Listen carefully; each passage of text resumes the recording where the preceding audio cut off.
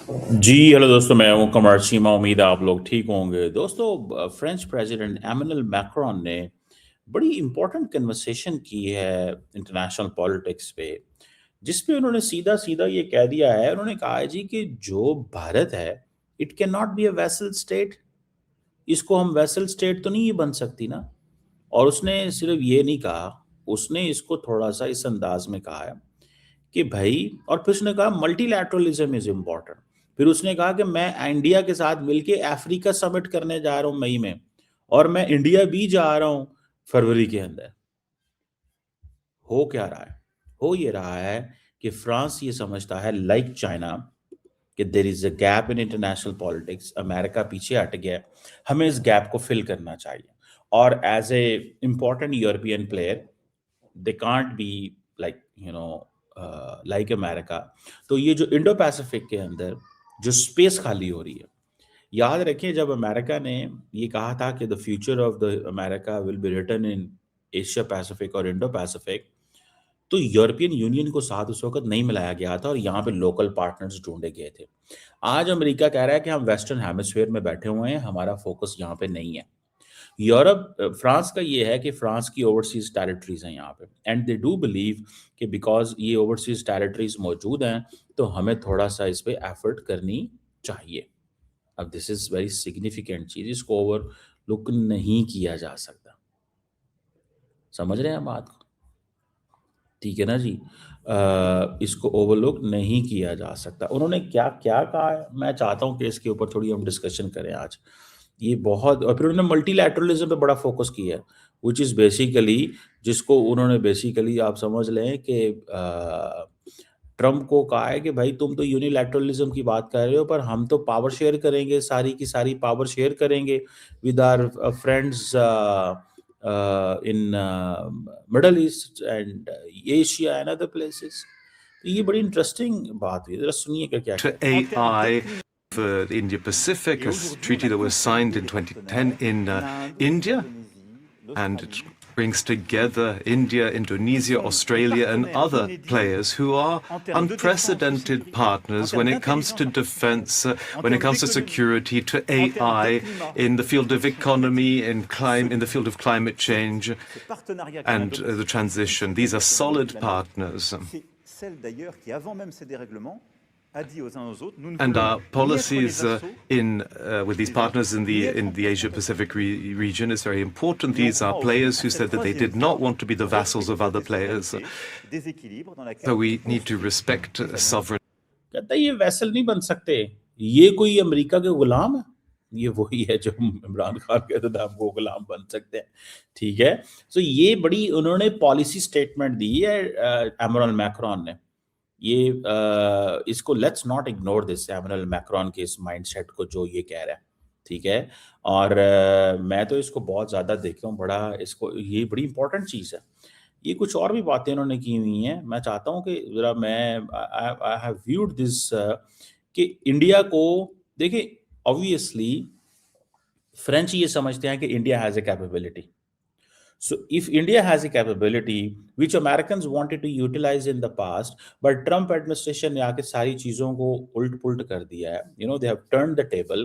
Now वो जो है एक स्पेस है, उसको फिल करना चाहिए। सो दे बेसिकली वो स्पेस को फिल कर रहे हैं, वो समझ रहे हैं, वो इस स्पेस को फिल कर रहे हैं। आप इस चीज को देखें, समझ रहे हैं जनाब। मुझे मुझे जाती तौर पे ये चीज नजर आ रही है और मैं इसको देख रहा हूं कि आप अगर इस चीज को नोट करें, सिर्फ इसी चीज को नोट करें, ठीक है ना जी, तो आपको पता चल जाएगा। मिसाल के तौर पे अब ये जरा सुनिएगा ये क्या कह रहे हैं। See what we have achieved. Last year we had a summit of artificial intelligence in Paris. The whole world came to see us here. We had Prime Minister Modi. Next month I'm going to be in India as well to follow up on our efforts. We've managed to create with India an international agreement which is at the heart of multilateralism, something that believes in innovation but also wishes to see fair regulation. So this is a success of our. वो कह रहे हैं diplomacy की बात कर रहे हैं, वो कहता है मैं तो एमैनुअल मैक्रोन, तो ये कह रहा है कि पायन है आप किन चीज़ों में पड़े हुए हो, मैं तो जा रहा हूँ मोदी के पास, मेरा तो मोदी यार है। मैंने आपको क्या बताया था, अगर आप मेरी भी एनालिसिस को आप अप्रिशिएट करेंगे, जब इंडिया ने बाइडेन को रिपब्लिक डे पे बुलाया और वेट करते रहे बहुत देर, अमेरिकन ने नो कर दिया और इंडिया ने प्रपोज किया था कि क्वाड समिट भी इंडिया में करवाते हैं, वो नहीं आए, तो किसको बुलाया गया था? फ्रांस को। क्यों बुलाया गया था? बिकॉज एक तो ये आ जाएगा, दूसरा उसको बताया गया था कि हम समझते हैं कि यूरोप बड़ा प्लेयर है और यूरोप में फ्रांस जो है ना वो उससे बड़ा इंपॉर्टेंट है, और फ्रांस यूरोप में फ्रांस से बड़ा प्लेयर कोई नहीं है। समझ रहे हैं अब आप? ये वो चीज थी, ये वो फैक्टर था। इस फैक्टर को देखने की जरूरत है, इस फैक्टर को देखने की जरूरत है और बड़े अच्छे से देखने की जरूरत है। और वो दुनिया देख रही है, दुनिया देख रही है इसमें कि ये क्या है और क्या नहीं है। अब फॉर एग्जाम्पल मोदी साहब वो कह रहे हैं कि जनाब ये तो आएंगे, ये करेंगे, ये होगा, ये मतलब हम डिप्लोमेसी की बात करेंगे, हम इंगेजमेंट की बात करेंगे, ठीक है ना जी, हम इंगेजमेंट की बात करेंगे, डिप्लोमेसी की बात करेंगे, और हम ये भी समझते हैं, हम ये भी समझते हैं कि इंडिया हमारा प्लेयर है, दोस्त है, जिसको हम यूटिलाइज कर सकते हैं। वो ये सोच रहे हैं कि इंडिया हमारा ऐसा दोस्त है जिसको हम यूटिलाइज कर सकते हैं, और क्योंकि फ्रांस ने मल्टीलैटरलिज्म की बात शुरू कर दी है, ठीक है ना जी, ये जरा सुनिएगा क्या कह रहे हैं। Our African partnership is essential, and in 2026 we need to accelerate this work more with the African diaspora. We will also have the Nairobi summit, which is an important event which will allow us to showcase this revolutionary approach to be able to work on entrepreneurship and youth and so on. And so this, I have also invited Prime Minister Modi and Chancellor Merz to join us in Nairobi, which also shows this change of an approach towards Africa. So for Africa, we need to go move forward, consolidate our partnerships. I mentioned a few examples. I said, अब ये जरा सुनिएगा, ये चक्कर क्या है? इसके पीछे चक्कर ये है कि there was an India America dialogue on Africa. There was an India America dialogue on Africa, जो मुझे पता है। उस अमेरिका ने उस डायलॉग को भी जारी बात स्क्रैप कर दिया। तो अब कह रहे हैं किधर जाएं हम, क्या करें?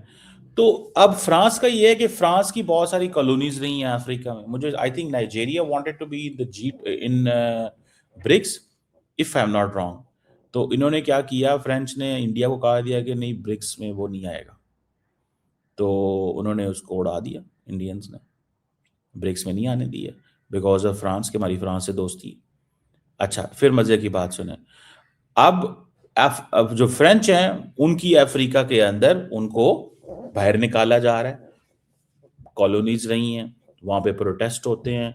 अभी रिसेंटली कौन सा इलाका था, आई जस्ट फॉरगॉट, वहां पे उन्होंने ये किया है, ठीक है ना जी, उन्होंने कहा है कि भाई साहब ये चीज उन्होंने बात की है, ठीक है ना, और उन्होंने ये कहा है कि हाँ जी हम जो है वो करेंगे। तो मुझे ऐसा लगता है कि कहीं ना कहीं पे इस चीज को कहीं ना कहीं पे वो इस चीज को वो समझते हैं कि हमें इंडिया के साथ इंगेज करना चाहिए, और जितना ज़्यादा हम इंगेज करेंगे इंडिया के साथ, उतना ही हमारे लिए इम्पोर्टेंट है। तो बहरहाल ये एक पॉइंट तो है जिसको मैं समझता हूँ, और वो समझते हैं कि अफ्रीका में हमें अब वो स्पेस कम मिल रही है। इंडिया ने क्योंकि अफ्रीका को G20 में जगह दी, ठीक है, दी तो सबने मिलकर, लेकिन इंडिया के अंदर दी गई थी जब G20 समिट हुई थी, वो इंडिया ने एक ब्रेक थ्रू किया था। अब इंडिया असल में तो इंडिया समझता है कि हमारा हिस्टोरिक पार्टनरशिप रही है अफ्रीका में, वन। सेकेंडली, बड़ी तादाद में इंडियन डियास्पोरा अफ्रीका के अंदर है। तीसरा, वो ये भी समझते हैं कि ये जो डियास्पोरा वहाँ पे मौजूद है, वो डियास्पोरा जो है उसको हमें देखने की ज़रूरत है। ठीक है जी। वो समझते हैं कि ये जो डियास्पोरा है सारे का सारा, ठीक है ना जी? ये डियास्पोरा कहीं न कहीं पे हमारी हेल्प करेगा इंडिया अफ्रीका रिलेशनशिप बिल्ड करने में। सो इंडियंस ने चाइना को भी कम्पीट करने के लिए वहाँ पे हैं, लेकिन ज़ाहिर बात है इंडिया चाइना को तो काउंटर नहीं कर सकता ना वहाँ पे। इंडिया चाइना को तो नहीं कर सकता ना इस पे, ठीक है? और मतलब ये एक चीज़ जो है वो एक एक मुझे नज़र आती है। बहरहाल एक डिफरेंट सिनेरियो है ये भी। देखें, ये भी एक डिफरेंट सिनेरियो है और मुझे लगता ये है कि इंडिया के लिए ये एक पोजीशन है कि वो जिसे कहते हैं ना मल्टीलैटरलिज्म की बात करता है, ठीक है? ये ज़रा सुनिएगा, मैंने एक और भी इनका निकाला हुआ था कि ये क्या बात कर रहे हैं इधर। Diaspora. African partnership is essential. Africa की पार्टनरशिप एसेंशियल है हमारे लिए। और फिर सबसे बढ़ के क्या है, वो बात कर रहे हैं मल्टीलैटरलिज्म की। इस वक्त अमेरिकन तो मल्टीलैटरलिज्म की बात ही नहीं कर रहे। इस वक्त अमेरिकन तो मल्टीलैटरलिज्म की बात ही नहीं कर रहे, ठीक है? अमेरिकन किस चीज़ की बात कर रहे हैं? अमेरिकन इस वक्त इस चीज़ की बात कर रहे हैं कि यहाँ पे हम चीज़ों को यूनिलैटरली ड्रॉ करेंगे। हम चीज़ों को यूनिलैटरली ड्रॉ करेंगे। हम चीज़ों को यूनिलैटरली देखेंगे। हम चीज़ों को इस एंगल से देखेंगे। तो इस ये एक चीज़ जो है ना, वो चीज़ वो आती है। तो eight one point this is a significant चीज़ है ये, कि वो मल्टीलैटरलिज्म की बात नहीं कर रहे। यूरोप क्या कह रहा है? यूरोप कह रहा है हम आपको स्पेस देंगे, आप हमारे साथ काम करें। And यूरोप इन तमाम मुल्कों को क्या कह रहा है कि आप हमारे साथ काम करें, हम आपको स्पेस देते हैं। हम आपके साथ ऐसे नहीं करेंगे जिस तरह अमेरिका कर रहा है, हमारे साथ पार्टनरशिप बने। और ख़ास तौर पे जब इन्होंने ये कहा मैक्रोन ने कि कंट्रीज़ लाइक इंडोनेशिया और बाकी जो हैं वो वैसल स्टेट नहीं बनना चाहते, तो इसका क्या मुराद है भला? ठीक है ना जी? और ये चीज़ है। अब फॉर एग्ज़ाम्पल वो क्या कह रहे हैं कि फ्रांस, जयशंकर को मैं कल सुन रहा था कि फ्रांस हमारा जो है ना अर्लीस्ट स्ट्रेटेजिक पार्टनर है यूरोप के अंदर, और हमारा उसके साथ स्पेशल टाइज़ है। उसकी वजह कि ये भी है ना, फ्रांस कुछ एक्सपेक्ट नहीं करता इंडिया से, डिमांड नहीं करता। फ्रांस एंड इंडिया दोनों चाइनीज़ डोर नॉक कर रहे हैं because of the trade, because of कारोबार करना चाहते हैं। समझ रहे हैं बात को? तो इसलिए वो कह रहे हैं कि अगर आपको याद हो कि ऑस्ट्रेलिया और फ्रांस की आपस में सबमरीन डील हो गई थी, अमेरिकन ने स्क्रैप करवाई वो। तो वो समझते हैं, इसलिए उसने कहा है कि ये इंडोनेशिया, ऑस्ट्रेलिया, ये सारे जो है ना, they can not be vessel state. तो बेसिकली तो द वे चाइनीज, अब प्रॉब्लम क्या है? देखिए, अमेरिकन के पास भी तो स्वाई यूरोपियन अलायंस के कोई अलायंस मौजूद नहीं है ना, ठीक है ना जी? तो वो भी इस अलायंस के साथ रहना चाहते हैं। सो ये चीज़ जो है ना, ये दैट इज़ इनफैक्ट सिग्निफिकेंट चीज़ है ये भी। मैं तो इसको इस एंगल से देखता हूँ कि कहीं न कहीं पे इंडिया और फ्रांस जो है वो मिलके अमेरिका को का मुकाबला करना चाहते हैं। वो कहते हैं कि ये पार्टनरशिप होनी चाहिए, ये ग्लोबल साउथ में डेवलपिंग कंट्री है और डेवलपिंग कंट्री के तौर पे जो है वो हमें हमारा पार्टनर बन जाए। अब होगा क्या? अमेरिका के अंदर एक डेमोक्रेट गवर्नमेंट आएगी अगली दफ़ा फॉर एग्ज़ाम्पल। आपको पता तो नहीं कौन-सी गवर्नमेंट आती है। अच्छा, डेमोक्रेटिक गवर्नमेंट आ गई, फिर क्या होगा? वो डेमोक्रेटिक गवर्नमेंट फिर करेगी, जैसे बाइडेन ने कहा था, अमेरिका इज़ बैक। फिर यूरोपियंस कहेंगे, यार ये क्या तुम 4 साल चले जाते हो, 4 साल आ जाते हो, 4 साल चले जाते हो, 4 साल आ जाते हो। सो वो जो अब ये जो क्रेडिबिलिटी है अमेरिका की, उसको डेंट है। ये समझा जा रहा है, लेकिन मेरे हिसाब से नहीं है उसकी, ये नहीं टेंट। उसकी वजह क्या है? उसकी वजह ये है कि America has so much to offer which the other countries और other nations can not offer. America बहुत कुछ ऑफर कर सकता है, ये बाकी मुल्क ऑफर नहीं कर सकते, ये याद रखिएगा। अब if young boys and girls get a chance to be in the United States, तो वो ज़्यादा कोशिश करेंगे ना उधर जाने की करेंगे ना। यूरोप में तो मसला ये है कि हर 4 घंटे 6 घंटे बाद एक नई ज़ुबान है वहाँ पे। अमेरिका में तो आपने ईस्ट कोस्ट से वेस्ट कोस्ट जाना है तो सारी एक ही ज़ुबान है। तो ज़्यादा तो नहीं वहाँ पे मसला मसाइल उस चीज़ का। ठीक है ना जी? तो ये फैक्टर्स हैं। बहरहाल फ्रांस जो है वो एक लीड ले रहा है। फ्रांस ये लीड ले रहा है कि कहीं न कहीं पे इंडिया को तोड़ा जाए और अपने साथ मिलाया जाए। अब वो इसलिए कह रहा है कि ये टाइम है पार्टनरशिप्स का, इंटरनेशनल गवर्नेंस में। इंडिया भी यही कह रहा है पार्टनरशिप्स का, इंटरनेशनल गवर्नेंस। यूएन क्या कर रहा है? ठीक है ना जी? और अब ये जो बातें हो रही हैं कि जी ग्रीनलैंड को इन्वेड किया जा रहा है, कनाडा जो है वो 56 बनेगी, ताइवान अंडर थ्रेट है। तो वो कह रहा है कि ये बेसिकली तो वो अपने ही अलायंस के ऊपर क्रिटिसिज्म कर रहे हैं। और वो कह रहे हैं कि ये जो छोटे-छोटे ममालिक हैं इनको स्टॉप सेइंग कि ये आपके बनेंगे।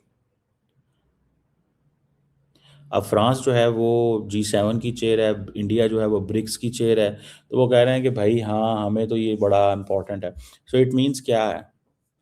इन अब जब इफ मैक्रोन टॉक्स, ठीक है ना जी, कि इंडिया इज ब्रिक्स की चेयर है, तो इट मीन्स कि Macron and France accept BRICS. और वो क्यों ना एक्सेप्ट करे ब्रिक्स को?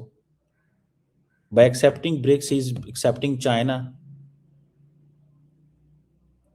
And India. इस चीज़ को अमेरिकन वो कहते हैं ये तो डी डॉलराइजेशन की तरफ हो रही है। तो यूरोपियंस तो ऑलरेडी डी डॉलराइजेशन में, बिकॉज वो यूरो में काम करते हैं।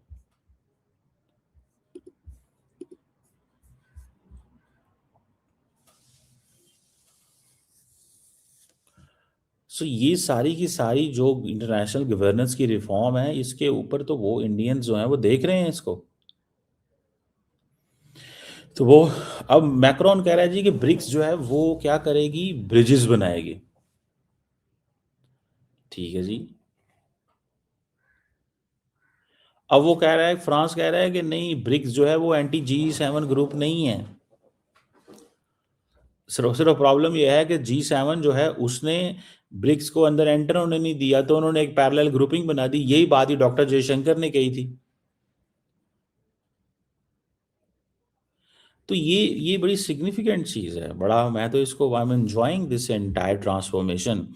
एंड विद इन यूरोप कोई भी इसको लीड नहीं कर सकता, मैं आपको बात बताऊं। Nobody can lead it. Nobody can lead it. कोई भी लीड नहीं करेगा।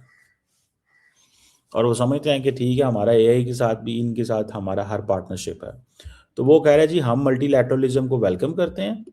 हम मल्टीलैटरलिज्म को वेलकम करते हैं। आपने जितने मर्जी ग्रुप बनाने हैं आप ग्रुप बनाएं, हमें इस चीज़ से कोई फ़र्क नहीं पड़ता। आपने जितने मर्जी ग्रुप बनाने हैं ग्रुप बनाएं।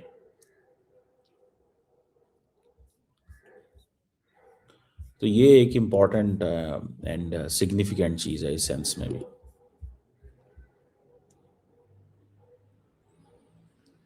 अब देखते हैं कि क्या है, लेकिन इंडिया को वो अफ्रीका लेके जा रहे हैं, कीनिया, नैरोबी। G7 को वो ओके कह रहा है। और वो कह रहा है कि G7 जो है ना वो एंटी चाइना क्लब नहीं होगा, या एंटी ब्रिक्स नहीं है। बेसिकली तो फ्रेंच इस चीज़ को समझते हैं कि we can't compete with the emerging bloc like BRICS, so we need to cooperate. Americans कहते हैं कि नहीं, हमें इनके साथ कोऑपरेट भी नहीं करना चाहिए और इनको दबाना भी चाहिए। और अमेरिकन सिर्फ वो नहीं कर रहे, अमेरिकन G7 को भी दबाते हैं। तो इस चीज इसलिए वो कह रहे हैं कि अमेरिका G7 को भी दबाता है, अमेरिका ब्रिक्स को भी दबाता है, तो विद इन। और फिर अमेरिकन हमारी सॉवरेनिटी को भी क्वेश्चन कर रहे हैं इन इन यूरोप की जो है। तो दिस इज मेजर एक शफल है ग्लोबल पॉलिटिक्स के अंदर। और यही चीज़ है जिसको मेरा ख्याल है कि नो बडी इज अंडरस्टैंडिंग। ये कहीं ना कहीं पे कुछ ना कुछ हो रहा है, एंड अमेरिका को एक ऑपोजिशन जो है वो देखनी पड़ेगी, लेकिन अमेरिका की लिवरेज बहुत है इन सब के ऊपर. That will be A Trump card.